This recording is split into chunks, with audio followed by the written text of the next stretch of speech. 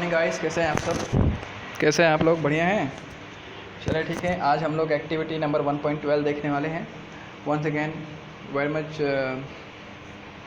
I am feeling very much glad to welcome you on my YouTube channel biochem educator. Okay, first of all, before watching that activity number 1.12, we have to see about what is topic here given according to your book syllabus. 1.4 matter can change its state. इसमें क्या दिया हुआ है ज़रा देखते हैं हम लोग. We all know from our observation that water can exist in 3 states of matter. हम सबको मालूम है नॉर्मली कि क्या मालूम है, हमको सब मालूम है कि भाई जो स्टेट ऑफ मैटर है मेनली 3 होते हैं, सॉलिड, लिक्विड, गैस. हालांकि मैंने आपको 5 स्टेट ऑफ मैटर के बारे में इन्फॉर्मेशन दिया है, ठीक है ना, मगर फिर भी हम यहाँ पे 3 ही मानते हैं स्पेशली, यहाँ solid, liquid and gas.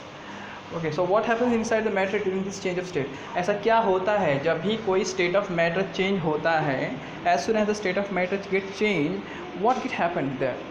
What happens to the particle of matter during the change of state? क्या होता है जब पार्टिकल ऑफ मैटर का स्टेट चेंज होता है? How does this change of state takes place? कैसे कैसे होता है? And we need answer this question, isn't it? मतलब हमको इस क्वेश्चन का आंसर चाहिए कि आखिर क्यों होता है ऐसा. जब भी स्टेट ऑफ मैटर चेंज होता है तो क्या होता है? चलिए हम लोग देखते हैं एक्टिविटी 1.12 में. सबसे पहले देखिए डायग्राम आपको स्क्रीन पर है यहाँ पर, है ना.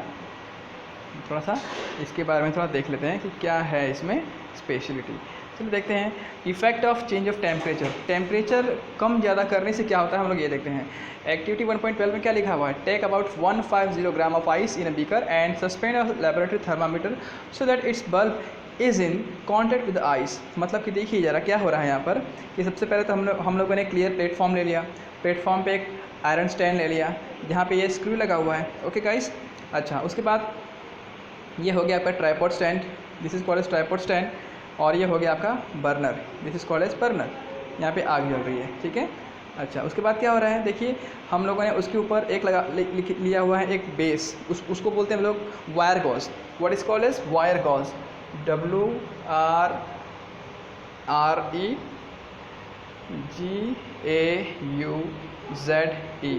That is called as wire gauze. Wire gauze के ऊपर हम लोगों ने एक कंटेनर लिया हुआ है, ये एक स्पीकर ले लिया है. इस स्पीकर में एक आइस ले लिया हुआ है और यहाँ पर एक थर्मामीटर को सस्पेंड कर दिया गया है, ठीक है गाइस. नहीं, ये ग्लास स्टरर है, this is called a glass stirrer. Thermometer ये है. अब थर्मामीटर की खासियत ये है कि थर्मामीटर का जो नीचे का जो पोर्शन होता है, यानी कि जहाँ पे मर्क्यूरी वाला पार्ट होता है, वो उसमें डिप है, ठीक है.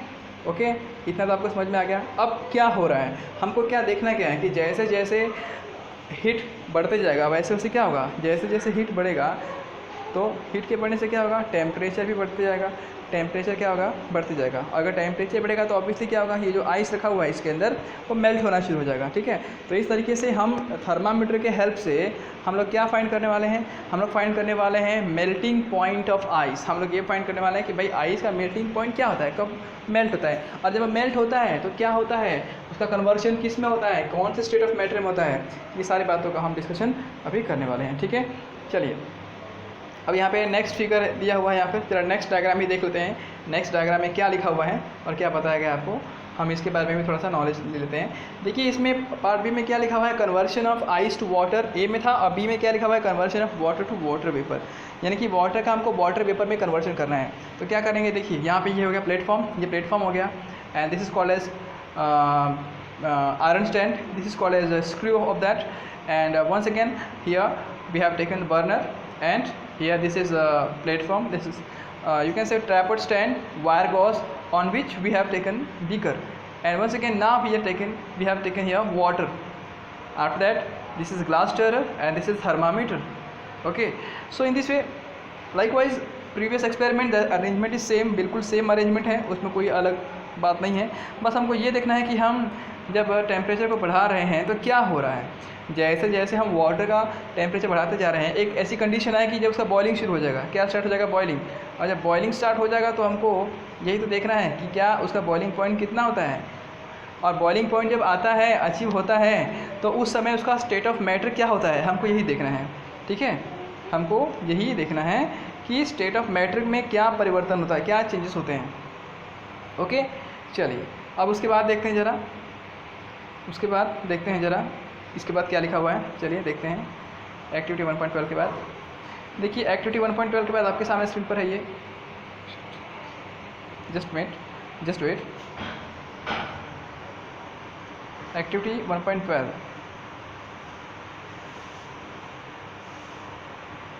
हाँ, now this page is on your screen. क्या हो रहा है हमको ये तो देखना है। देखिए यहाँ पर ये जो पॉइंट लिखे हुए हैं, हम जरा इसको थोड़ा डिस्कस कर लेते हैं कि क्या लिखा हुआ पॉइंट, इसमें क्या लिखा हुआ है। Start heating the beaker on a low flame, मतलब वो ये यहाँ पर ये सब बातों का डिस्कशन हुआ है कि एक्सपेरिमेंट करेंगे तो उस समय क्या क्या हमको सावधानी रखना है। तो कौन कौन सी सावधानी रखना है। We have to start heating beaker on the low flame, we have to note the temperature when the ice start melting, यानी कि हमको वो टेम्परेचर नोट डाउन करना है जिस समय आइस का मेल्टिंग स्टार्ट हो जाएगा। ठीक है, हमको इस बात का इंतज़ार नहीं करना है कि पूरा का पूरा आइस मेल्ट हो जाए, हमको बस ये देखना है कि जैसे ही आइस मेल्ट होना शुरू हो जाता है हमको वो टेम्परेचर नोट डाउन कर लेना है। ठीक है, उसके बाद note the temperature when all the ice has converted to water. तीसरे पॉइंट में क्या बोला हुआ है कि हमको वो सारा मतलब ये देखना है कि जब पूरा का पूरा आइस वाटर में कन्वर्ट हो जाएगा तो उस समय उसका क्या टेम्परेचर रहेगा, हमको ये देखना है। After that record your observation for this conversion of the solid and liquid से। जो भी ऑब्जर्वेशन मिलेगा आपको उसको रिकॉर्ड करना है, देखना है कि हाँ भाई क्या स्टेट ऑफ मैटर रहा, क्या मैटर ऑफ स्टेट था और क्या हो गया, क्या टेम्परेचर में वेरिएशन आया, ये सारी बातों को डिस्कस करना है, नोट डाउन कर लेना है। Now put a glass rod on the beaker and heat while stirring till the water start boiling. यानी कि सेकेंड एक्सपेरिमेंट की बात हो रही है, नंबर बी वाले की बात हो रही है। हमको ये देखना है क्या करना है, उसको स्टर करते रहना है, अब बॉइलिंग करते रहना है, और हमको ये देखना है कि क्या मतलब चेंजेस हो रहे हैं। Now once again keep your careful eye on the thermometer reading, मतलब हमको थर्मामीटर रीडिंग के ऊपर ध्यान देना है कि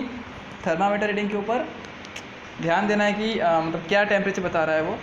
record your observation for the conversion of water in the liquid state and into the gas state, यानी कि हमको रिकॉर्ड करना है ऑब्जर्वेशन कि सॉलिड से जब वो लिक्विड में कन्वर्ट हुआ तो कैसा हुआ, और लिक्विड से जब गैस में कन्वर्शन हुआ उसका यानी वेपर में कन्वर्शन हुआ तो क्या हुआ, कैसे हुआ। ठीक है, ये सारी बातों को हमको डिस्कस करना है। चलिए अब जो है आगे देखते हैं, उसके नीचे जो पैराग्राफ जो लिखा हुआ है that is much important and ये जो है कंक्लूजन पॉइंट है, और इस कंक्लूजन पॉइंट को हमको बढ़िया से पढ़ना है उसको। ठीक है, चलिए देखते हैं क्या लिखा हुआ है। यहाँ पे लिखा हुआ है, जरा ध्यान दीजिएगा। On increasing the temperature of solid the kinetic energy of the particle increases. देखिए मैं यहाँ पढ़ रहा हूँ, on increasing the temperature of solid the kinetic energy of the particle increases due to increase in kinetic energy the particle start vibrating with a greater speed. जैसे मान लीजिए कि यहाँ ये हुआ, एक आइस का पीस हुआ, यहाँ पे ये पार्टिकल्स हैं, उसके आइस के पार्टिकल्स यहाँ पर अरेंज हैं, और उस आइस के पार्टिकल में आपने क्या किया, उसको हीट देना शुरू कर दिया। अब भाई जैसे आप उसको हीट देना शुरू करेंगे तो हीट देंगे तो क्या होगा, बताइए क्या होगा। जब हम हीट देंगे तो धीरे धीरे पार्टिकल की काइनेटिक एनर्जी जो है वो बढ़ेगी। क्या होगी, पार्टिकल की काइनेटिक एनर्जी क्या होगी, वो बढ़ेगी। ये मैंने हीट देना शुरू किया तो क्या होगा, पार्टिकल की काइनेटिक एनर्जी बढ़ेगी, और पार्टिकल यहाँ वहाँ मूव करना शुरू कर देंगे। जैसे जैसे वो यहाँ वहाँ मूव करेंगे तो they are vibrating with greater speed. Vibrate होने का मतलब क्या होता है, पार्टिकल ऐसे वाइब्रेट होते हैं, ऐसे वाइब्रेट होना शुरू हो जाएंगे, अपनी जगह पे वाइब्रेट होंगे। ठीक है, अब वाइब्रेशन के कारण क्या होता है, वाइब्रेशन के कारण क्या होगा, देखिए क्या होता है, the energy supplied by the heat overcomes the force of attraction between the particle. इसका क्या मतलब हुआ, इसका ये मतलब हुआ कि जो उसका फोर्स ऑफ अट्रैक्शन था, उसका मतलब किसका, पार्टिकल की बात हो रही है। पार्टिकल का जो फोर्स ऑफ अट्रैक्शन था वो यहाँ पर ये मान लीजिए कि ये पार्टिकल है, ठीक है। अब इसका जो फोर्स ऑफ अट्रैक्शन है आपस में, अब वो धीरे धीरे कम होता जाएगा। कैसे, ये जो फोर्स ऑफ अट्रैक्शन था आपस में वो धीरे धीरे कम होता जाएगा, और वो एक दूसरे से भागना शुरू कर देंगे।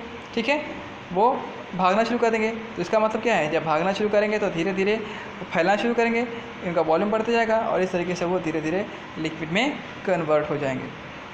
समझ में आ गया आपको, समझ में आ गया गाइस, क्या लिखा हुआ है देखिए आगे क्या लिखा हुआ है, यहाँ से देखिए, the particle leave their fix position and start start moving more freely और stage is reached when the solid melt and it's converted to the liquid. यानी कि धीरे धीरे क्या होगा कि जो पार्टिकल है वो यहाँ वहाँ मूव करना शुरू कर देंगे, और जैसे ही वो यहाँ वहाँ मूव करना शुरू करेंगे तो अपना वो जो सॉलिड का जो प्रॉपर्टी था, सॉलिड का जो भी प्रॉपर्टी था वो उसको लॉस कर देंगे और धीरे धीरे वो लिक्विड में कन्वर्ट हो जाएंगे। इस तरीके से सॉलिड का कन्वर्सन किस में हो जाएगा, लिक्विड में हो जाएगा।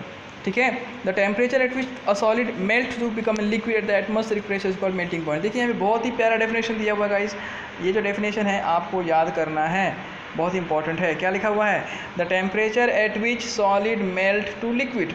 देखिए हमने लोअर क्लासेस में हम लोगों ने पढ़ा है भाई कि हाँ मेल्टिंग पॉइंट क्या होता है। किसी बच्चे से पूछा कि भाई मेल्टिंग पॉइंट क्या आता है, तो बोल देगा कि सर मेल्टिंग पॉइंट का मतलब होता है वो टेम्परेचर जिसमें सॉलिड का कन्वर्शन लिक्विड में हो जाता है। यस, बिल्कुल सही है, ये गलत नहीं है। मगर जैसे ही हम लोग हायर क्लासेस में जाते हैं बच्चों, तो फिर हमको थोड़ा सा स्पेसिफिकेशन और थोड़ा सा साइंटिफिक लैंग्वेज, कुछ साइंटिफिक वर्ड का भी इस्तेमाल करना ज़रूरी पड़ता है, क्योंकि अगर हम लोग इसको यूज़ नहीं करेंगे तो फिर लोअर क्लासेस और हायर क्लासेस में कोई डिफरेंस नहीं रह जाएगा। अरे मेल्टिंग तो 9वीं के बच्चे से लेके एमएससी के बच्चे भी करते हैं, एमएससी के स्टूडेंट भी करते हैं, मगर हमको ये तो देखना है कि भाई क्या स्पेसिफिकेशन है। तो स्पेसिफिकेशन में यहाँ पे बताया गया है, देखिए eight the atmospheric pressure, eight the atmospheric pressure, eight the atmospheric pressure का मतलब है, एटमॉस्फेरिक प्रेशर का मतलब है कि हम सब पर देखिए 1 atm प्रेशर का हमेशा दबाव रहता है। There is 1 atmospheric pressure on all part of the earth except hilly regions. यानी कि हाई अल्टीट्यूड और हिली रीजन को छोड़ दिया जाए, क्योंकि हम लोग जैसे जैसे हम लोग अर्थ से ऊपर जाएंगे, जैसे जैसे हम लोग अर्थ से ऊपर जाएंगे क्या होगा, एटमॉस्फेरिक प्रेशर का दबाव घटता जाता है, एटमॉस्फेरिक प्रेशर कम होता जाता है। And on the surface of the earth it is near about 1 atm। Exact कहा जाए तो 1 atm होता है, और 1 atm का मतलब होता है 760 मिलीमीटर ऑफ मर्क्यूरी। याद रखिएगा आप लोग, ठीक है। तो भाई देखिए जैसे कि एग्जांपल देना चाहूँगा कि ये एक कंटेनर है और ये दूसरा कंटेनर है, इसमें पानी भरा हुआ है, इसमें भी पानी भरा हुआ है। मैंने इसको हिट देना शुरू किया, इसको भी हिट देना शुरू किया, मगर फ़र्क ये है कि ये जो है अर्थ सरफेस पर है और ये जो है वो हाई अल्टीट्यूड पर है। हाई अल्टीट्यूड मान लीजिए कि आप माउंट एवरेस्ट पर हैं, हाई अल्टीट्यूड लिख रहा हूँ मैं यहाँ पर, हाई अल्टीट्यूड पर हैं, या मान लीजिए कि माउंट एवरेस्ट पर हैं आप। तो बात ये है कि अगर आप अर्थ सरफेस पे इसको बॉईल करेंगे, अगर आप अर्थ सरफेस पे इसको बॉईल करेंगे तो इसका टेम्परेचर जाएगा 100 डिग्री सेल्सियस मैक्सिमम जाएगा। मगर जब इस अबाव द सरफेस वाले को, यानी कि अबाव द अर्थ सरफेस वाले को आप हिट करेंगे, हाई अल्टीट्यूड वाले को हिट करेंगे पानी को, ठीक है, तो इसका एटमोस्ट टेम्परेचर जाएगा 85 degree Celsius. How much, 85, it is 85 degree Celsius तक जाएगा। ऐसा क्यों होता है, ऐसा क्यों होता है, क्योंकि वहाँ पे एयर प्रेशर कम है। एयर प्रेशर कम होने के कारण क्या आता है कि टेम्परेचर में कमी आती है, ठीक है। Temperature is directly proportional to pressure. Okay guys, pressure is directly proportional to temperature. ये बात हम लोगों ने प्रेशर कुकर में पढ़ा हुआ है, ज़रा याद की थी, ज़रा याद कीजिए। तो हमने देखा है कि प्रेशर कुकर में जब खाना बनाते हैं तो प्रेशर कुकर बंद रहता है, बंद रहने के कारण उसमें भाप बनती है, भाप के कारण प्रेशर क्रिएट होता है, और प्रेशर के कारण खाना जल्दी बनता है। तो हम लोग तो बोलते हैं भाई हाँ प्रेशर था तो खाना जल्दी बन गया ना, प्रेशर से खाने का क्या संबंध है। एक्चुअली क्या होता है कि प्रेशर के कारण वहाँ पर टेम्परेचर राइज होता है, यानी कि जो नॉर्मल वाटर 100 डिग्री सेल्सियस पे उबल जाता है, बॉयल अप हो जाता है, प्रेशर कुकर के अंदर उसका तापमान 150 डिग्री सेल्सियस तक जाता है, एटलीस्ट जाता है, इसलिए उसमें खाना जल्दी पकता है। तो गाइस हमने क्या सीखा, हमने अभी ये सीखा है कि एटमॉस्फेरिक प्रेशर का कुछ ना कुछ तो रोल होता है अपने लाइफ में, और कुछ ना कुछ नहीं बल्कि बहुत बड़ा रोल होता है। सब कुछ मैं इस वीडियो में कवर नहीं कर पाऊँगा, क्योंकि नॉलेज तो इतना है कि हम कितने भी वीडियो बनाएं हम उसे पूरा नहीं कर पाएंगे। तो गाइस अपने मेन टॉपिक पे आते हैं। हमारा मेन टॉपिक यही था कि एटमॉस्फेरिक प्रेशर क्यों दिया है, तो मैंने आपको यही समझाना चाहा अभी कि एटमॉस्फेरिक प्रेशर जो है टेम्परेचर को फ्लक्चुएट करता है, डेफिनेटली करता है, ठीक है। तो इसलिए लिखा हुआ है the temperature at which solid melt to the liquid at the atmospheric pressure, यानी कि हम इसको ऐसे भी लिख सकते हैं at 1 atmospheric pressure, at 1 atmospheric pressure, 1 atm pressure, ठीक है। 1 atm प्रेशर पर जो भी रिएक्शन हो रहा है वो नॉर्मल माना जाता है, ठीक है, इसलिए यहाँ पे मेंशन किया हुआ है। चलिए देखते हैं आगे भी कुछ पॉइंट लिखा हुआ है, आगे देख लेते हैं ज़रा। आगे क्या लिखा हुआ है, the melting point of the solid is an indication of the strength of the force of attraction between particle. इसका क्या मतलब हुआ, चलिए बताइए इसका क्या मतलब हुआ। क्या लिखा हुआ है यहाँ पर लिखा हुआ है आपके सामने स्क्रीन पर लिखा हुआ है the melting point of the solid is an in the indication of strength of force of attraction. मतलब कि देखिए किसी भी सॉलिड को हम जितना मेल्ट करेंगे, जैसे एग्जांपल देना चाहूँगा, हम लोग जानते हैं कि भाई आयरन का मेल्टिंग पॉइंट मान लीजिए कि 2000 या 2500 डिग्री सेल्सियस है, प्लास्टिक का मेल्टिंग पॉइंट ज़्यादा से ज़्यादा 70-80 होगा, ठीक है। तो किसी का भी मेल्टिंग पॉइंट क्या बताता है, वो बताता है कि वो चीज़ कितना ज़्यादा अट्रैक्टिव फोर्स ऑफ अट्रैक्शन से बंधा हुआ है। किसी भी कंपाउंड के अंदर अगर पार्टिकल अगर बहुत ज़्यादा टाइटली अटैच हैं, ठीक है, हाईली डेंस्ड हैं, और अगर इसको मुझे ब्रेक करने में मान लीजिए कि इसमें 1000 डिग्री सेल्सियस लग रहा है, और कोई दूसरा एग्ज़ाम्पल हुआ, इसको ब्रेक करने में मुझे मान लीजिए कि 200 डिग्री सेल्सियस का तापमान लग रहा है, तो सिंपल सी बात है भाई, जिसमें तापमान ज़्यादा लग रहा है, जिसमें टेम्परेचर की वैल्यू ज़्यादा है, उसका फोर्स ऑफ अट्रैक्शन भी बहुत ज़्यादा होगा। इसका मतलब है कि वो बहुत ज़्यादा स्टेबल होगा, बहुत ज़्यादा फोर्स ऑफ अट्रैक्शन उसके अंदर है, ये बात बताई गई है, ठीक है गाइस। चलिए आगे देखते हैं, आगे क्या लिखा हुआ है। The melting point of ice is 273.16 kelvin. याद रखिएगा, हम लोग बोलते हैं ना मेल्टिंग पॉइंट ऑफ आइस क्या है, तो मेल्टिंग पॉइंट ऑफ आइस होता है 273.16 केल्विन। इसका मतलब क्या हुआ, इसी का मतलब हो गया 0 degree Celsius. Keep in mind, ये केल्विन में दिया हुआ है, ये सेल्सियस में दिया हुआ है, one and same thing. The process of melting that is change of solid into liquid state is known as fusion. हाँ, ये भी बात मालूम होना चाहिए कि फ्यूज़न किसको बोलते हैं। बच्चों फ्यूज़न का मतलब क्या हुआ, जब फ्यूज़न का मतलब होता है जब सॉलिड का कन्वर्शन लिक्विड में होता है, धीरे धीरे सॉलिड का कन्वर्शन लिक्विड में होने लगता है, हम उसे फ्यूज़न कहते हैं। When the solid melt its temperature remain the same, so where does the heat energy go. यहाँ पे क्वेश्चन दिया हुआ है, देखिए बहुत ही प्यारा था क्वेश्चन दिया हुआ है। क्वेश्चन ये है, व्हेन सॉलिड मेल्ट, जब सॉलिड मेल्ट होता है, इट्स टेम्परेचर रिमेन सेम। जब सॉलिड मेल्ट हो रहा है तो उसका टेम्परेचर तो उतना ही है, तो उस समय हम लोग जो हीट उसको देते रहते हैं, आखिर वो हीट कहाँ जाता है, वेयर इट गोज। इसी की जैसे एक और क्वेश्चन पूछना चाहूँगा आप लोगों से, ज़रा ध्यान दीजिए।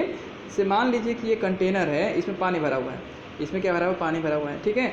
अब आपने उसको मेरा मतलब है कि बर्नर प्रोवाइड किया, बर्नर ने उसको हीट प्रोवाइड किया, हीट मिलते जा रहा है। कभी आपने सोचा है कि आपने हीट तो शुरू से ही देना शुरू किया, मेरा मतलब है हीट तो स्टार्टिंग से ही आप दे रहे हैं, मगर पानी को उबलने में कम से कम 10 मिनट लग जाता है या 20 मिनट लग जाता है। तो मेरा क्वेश्चन ये है गाइस कि 10 मिनट तक हम जो हीट दे रहे हैं वो कहाँ गया, या 1 मिनट तक जो हीट दिया वो कहाँ गया। आखिर हीट का कहीं ना कहीं तो यूटिलाइजेशन हुआ, तो वो हीट कहाँ गया, हमको यही बात तो सीखना है।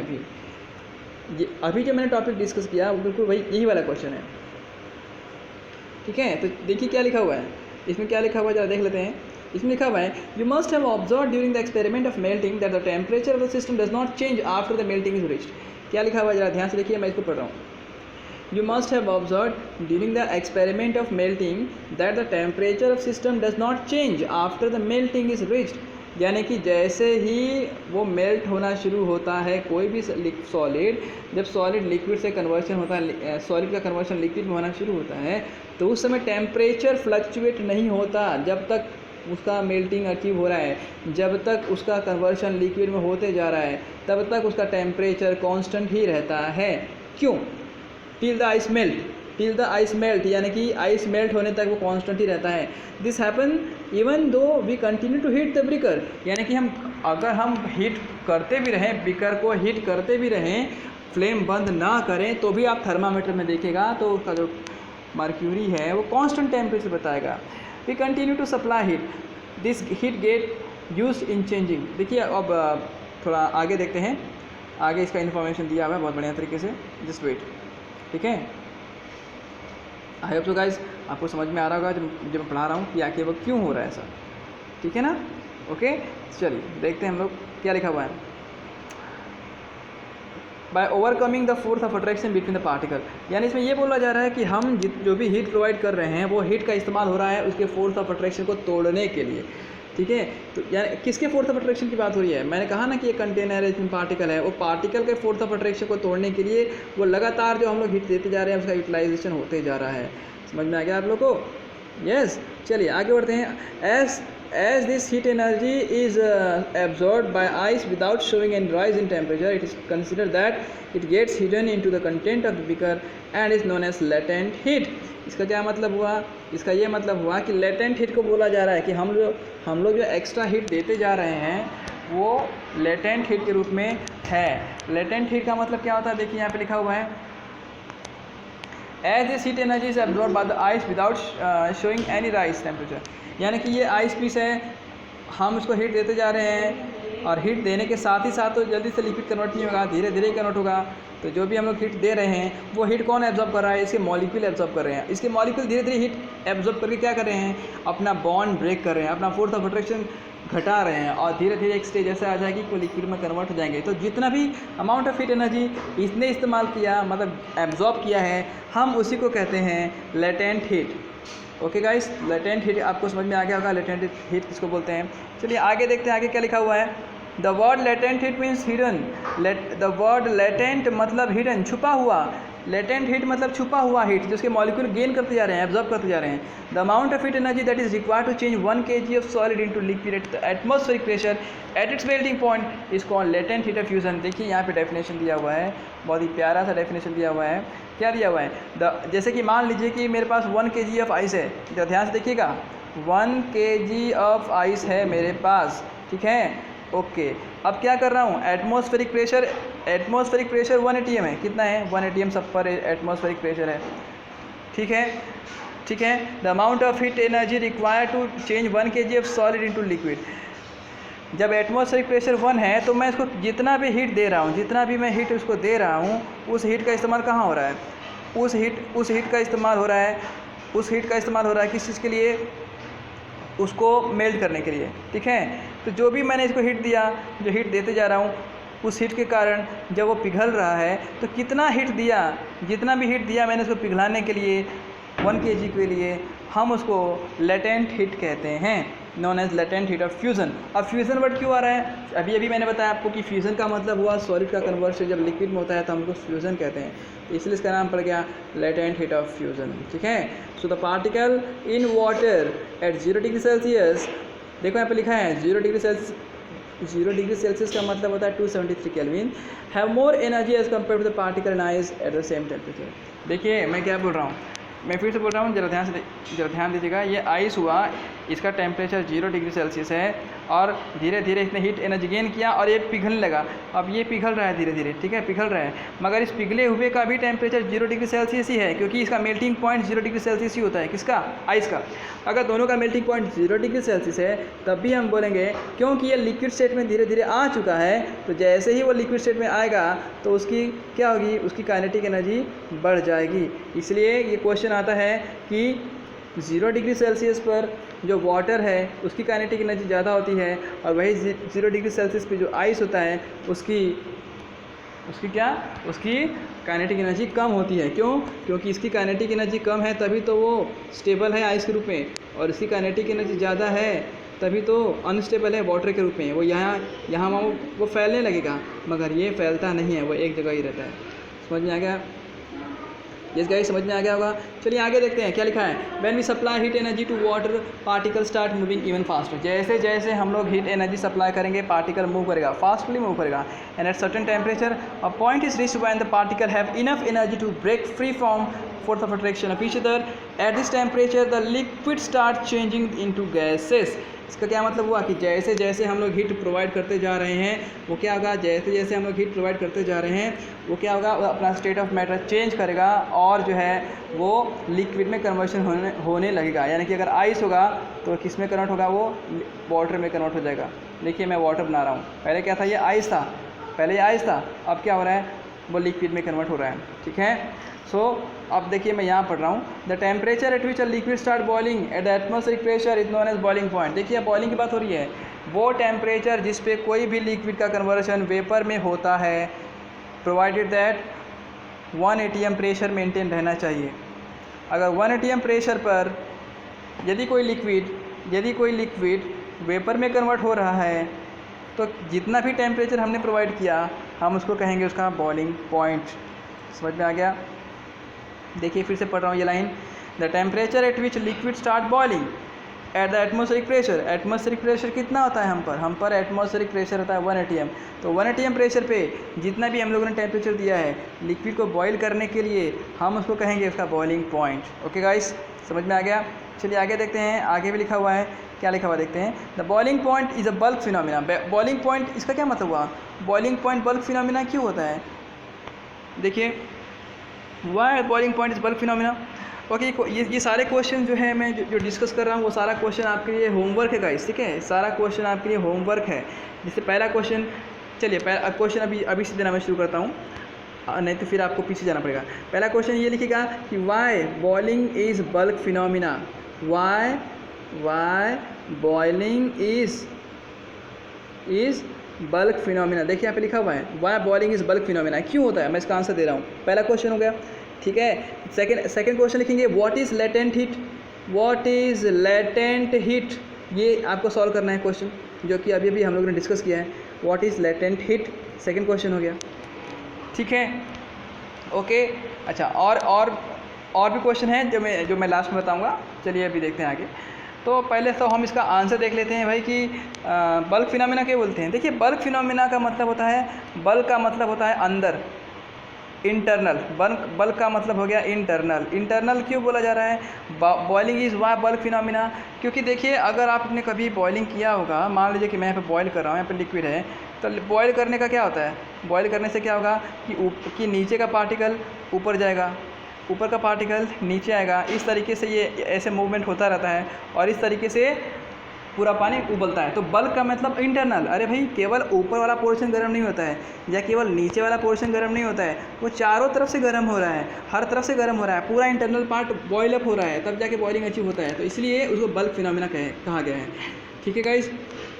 तो आप इसका आंसर क्या लिखेंगे, देखिए यहाँ पे लिखा हुआ है particles from the bulk of the liquid gain energy, enough energy to change into the vapour state, यानी कि अंदर से बल्क मतलब अंदर से सारे पार्टिकल हीट एनर्जी गेन करते हैं और अपने आप को किस में कन्वर्ट कर देते हैं, बोलो, अपने आप को वेपर स्टेट में कन्वर्ट कर देते हैं। इसलिए हम बोलते हैं कि boiling is a bulk phenomena, ठीक है। दो क्वेश्चन बता दिया मैंने होमवर्क के लिए। चलिए और भी क्वेश्चन दे रहा हूँ इस वीडियो में, ताकि आप लोग इसको सॉल्व करेंगे तो पूरा का पूरा समझ में आ जाएगा। चलिए बाकी क्वेश्चन मैं देता हूँ, अभी इसको पढ़ लेते हैं। देखिए for water the temperature is 373 kelvin, यहाँ पे क्या लिखा हुआ है, यहाँ पर क्या लिखा हुआ है, जरा ध्यान दीजिएगा। यहाँ पे लिखा हुआ है, I am reading this part, okay. For water the temperature is 373 kelvin. देखिए मतलब एक बात याद रखिए कि 0 degree Celsius is equal to, लिख लीजिएगा, 0 degree Celsius is equal to how much, 273 kelvin का तापमान होता है। अब सिंपल सी बात है कि अगर मैं बोलता हूँ कि पानी का बॉइलिंग पॉइंट 100 डिग्री सेल्सियस है, इसका मतलब यहाँ पे 100 जोड़ देंगे तो कितना हो जाएगा, 373 केल्विन हो जाएगा। देखिए वही बात लिखा हुआ है, समझ में आ गया। नाउ आफ्टर दैट क्या लिखा हुआ है, जरा देखिए। Can you define the latent heat of vaporisation, yes, what is latent heat of vaporisation, this is your third question of homework. ये थर्ड क्वेश्चन है होमवर्क का कि क्या होता है latent heat of vaporisation, define the latent heat of vaporisation, third question है। अब देखिए इसका आंसर बता रहा हूँ मैं, do it in the same way as we have defined the latent heat of fusion. Latent heat of fusion के लिए हम लोगों ने क्या कहा था, बताइए जरा। लेटेंट हीट ऑफ फ्यूजन के लिए हम लोगों ने क्या कहा था कि जितना भी अमाउंट ऑफ एनर्जी गेन कर रहा है उसका पार्टिकल, किसका पार्टिकल, सॉलिड का पार्टिकल, ताकि वो 1 kg ऑफ आइस को लिक्विड में कन्वर्ट कर सके, तो उसको लेटेंट हीट ऑफ क्या बोला गया, फ्यूजन कहा गया। फिर से बोल रहा हूँ, देखिए हम लोगों ने देखा था कि अगर ये 1 kg का आइस है और अगर उसको लिक्विड में कन्वर्ट करना है, प्रोवाइडेड दैट 1 atm प्रेशर रहना चाहिए, तो जितना भी हम लोगों ने हीट दिया वो हो गया लेटेंट हीट ऑफ वेपराइजेशन। तो हमको अब क्या बोलना है, लेटेंट हीट ऑफ किसके बारे में पूछा जा रहा है, लेटेंट हीट ऑफ वेपराइजेशन के बारे में पूछ रहा है, ठीक है। लेटेंट पहला वाला जो अभी जो टॉपिक हम लोगों ने डिस्कस किया वो लेटेंट हीट ऑफ फ्यूजन था, फ्यूजन का मतलब सॉलिड का लिक्विड में। अब बोल रहा है वेपराइजेशन, तो सिंपल सी बात है, हम लोग बोलेंगे कि भाई 1 kg ऑफ अगर सॉल्वेंट लेते हैं या वाटर लेते हैं, हम उसको उबाल रहे हैं और प्रेशर है 1 atm, तो हम लोगों ने कितना हीट दिया ताकि 1 kg ऑफ सॉल्वेंट या 1 kg ऑफ लिक्विड का कन्वर्शन वेपर में हो गया, यानी कि गैस में हो गया, provided that atmospheric pressure should be 1 and constant, तो उसको हम कहेंगे लेटेंट हीट ऑफ वेपराइजेशन, ठीक है। देखिए यहाँ पे क्या लिखा हुआ है आगे, particle in the steam that is water vapour eight 273 kelvin have more energy than water at the same temperature. This is because the particle in the steam have absorbed extra energy in the form of latent heat of vaporization. चलिए 3 question तो हमने discuss कर लिया, चौथा question है जो homework दे रहा हूँ, what is fourth question of homework, just listen it. Fourth question of homework जो है वो यही है कि वाई देखिए यहाँ पे लिखा हुआ है यहाँ से, why water vapour at 100 degree Celsius have more energy than water at the same temperature. मतलब क्या बोला जा रहा है? मतलब ये बोला जा रहा है कि ये कंटेनर है, यहाँ का पानी है, धीरे धीरे ये टेम्परेचर बढ़ने लगा 10, 20, 30, 50, 60, 70, 80, 90, अब यहाँ पे 100 डिग्री आ चुका है। जैसे ही 100 डिग्री आया तो ये अभी लिक्विड में ही है, मगर धीरे धीरे अब ये वेपर में स्टार्ट करना शुरू हो जाएगा। ठीक है, तो 100 डिग्री का तापमान वेपर का भी होता है और 100 डिग्री का तापमान इस बॉइल्ड लिक्विड का भी होता है। तो बात यह है कि 100 डिग्री वाला वेपर का काइनेटिक एनर्जी 100 डिग्री वाले बॉइल्ड वाटर से ज़्यादा क्यों है, ये क्वेश्चन है। वाई, समझ में आया? इसका आंसर बताना चाहूँगा। आंसर अरे सिंपल सी बात है भाई, जो वेपर में कन्वर्ट हो गया, जो गैस में कन्वर्ट हो गया, उसकी काइनेटिक एनर्जी ज़्यादा रहेगी। क्यों? क्योंकि गैसीय स्टेट का ये रूल है कि यहाँ पे फोर्स ऑफ अट्रैक्शन बहुत कम होता है। जहाँ पे फोर्स ऑफ अट्रैक्शन बहुत कम होता है वहाँ पे क्या होगा? वहाँ पे मूवमेंट ज़्यादा रहेगा, वहाँ पे काइनेटिक एनर्जी ज़्यादा रहेगी। यस गाइस, अब ये भले ही 100 डिग्री का तापमान है, मगर है तो वो लिक्विड, है तो वो पानी, तो इसका जो काइनेटिक एनर्जी जो रहेगा वो गैस के कंपेयर में कम रहेगा। समझ में आ गया आप लोग को? देखिए 4 क्वेश्चन हम लोगों ने डिस्कस कर लिए हैं इस वीडियो में, और मुझे लगता है कि ये वीडियो आपको समझ में आ गया होगा। बहुत कुछ इसमें सीखा है हम लोगों ने। 4 क्वेश्चन एज अ होमवर्क मैंने आपको दिया भी है, और 4 क्वेश्चन आपने देख भी लिया है, समझ में भी आ गया है। ठीक है ना? एंड कुछ भी डाउट रहा तो प्लीज़ आप मुझे पूछिए, मेरे कमेंट बॉक्स में लिखिए, ताकि मैं उसको सॉल्व कर सकूँ, मुझे खुशी होगी। ठीक है गाइस, बाकी सब तो आपको समझ में आएगा आप लोगों को, है ना? चलिए एक पांचवा क्वेश्चन एक होमवर्क दे रहा हूँ मैं। इसी में 4 क्वेश्चन तो हो गया, 5वां क्वेश्चन दे रहा हूँ, वो ये है। देखिए यहाँ पे लिखा हुआ है, the melting point of solid is the indication of strength of the force of attraction between its particle. ये इतना लिखने के बाद लास्ट में लिखिएगा आप लोग एक्सप्लेन इट। ऐसा क्यों लिखा हुआ है? Explain it why. Melting point of solid ये उसके स्ट्रेंथ को क्यों डिपिक्ट करता है, कैसे आप उसको एक्सप्लेन करेंगे, ये आप मुझे 5वां question as a homework solve करके बताएंगे। ठीक है गाइस? ठीक है, आप लोगों को समझ में आ गया होगा वीडियो। अब बहुत कुछ इसमें मैंने डिस्कस किया, बहुत कुछ आप लोगों से मैंने बताया, एंड आई होप सो ये वीडियो आपको पूरा पसंद आया होगा। यस गाइस, अगर कोई भी डाउट हो तो आप मेरे कमेंट बॉक्स में प्लीज़ मुझे सेंड कीजिए। Okay guys, thank you for watching this. Please like, share and subscribe my YouTube channel Biochemedics. That is your Biochemedics channel. Okay guys, thank you very much for watching this. Thank you very much.